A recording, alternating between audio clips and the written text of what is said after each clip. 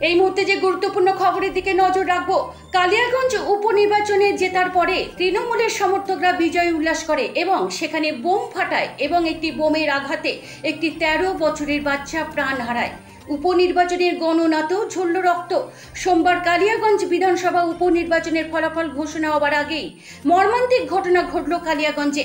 Vote গণনা চলাকালীন কালিয়াগঞ্জের বোমায় 4র্থ শ্রেণীর তামান্না খাতুনের মৃত্যু। উঠছে বিস্ফোরক অভিযোগ। ভোট গণনা শেষ হওয়ার আগেই তৃণমূলের বিজয় উল্লাস থেকে বোমা ছোড়ার অভিযোগ উঠছে। দেখুন পিবিএন বাংলা নিউজে।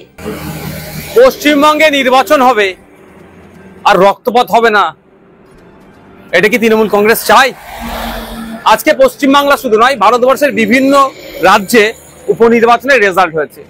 আমার এখনো পর্যন্ত কোনো খবর পাইনি ওখানে কোনো ঘটনা ঘটেছে, কিন্তু দুর্ভাগ্য আমাদের পশ্চিমবাংলায় একটা উপনির্বাচনে একটি ফুটফুটে ক্লাস 4-এর 9-10 বছরের বাচ্চা মেয়েকে খুন হতে হলো।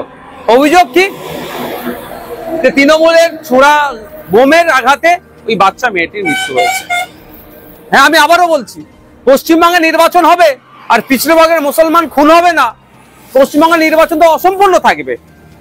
মুসলমানদের শিক্ষাতে ক্রমশ পিছিয়ে রাখার কারণ এটাই তো, মারামারি করবে, হানাহানি করবে, মরবে, মারবে, জেল খাটবে, ধ্বংস হবে। এই জন্যই মুসলমানকে রেখেছে, ভোটার হিসাবেই রেখেছে।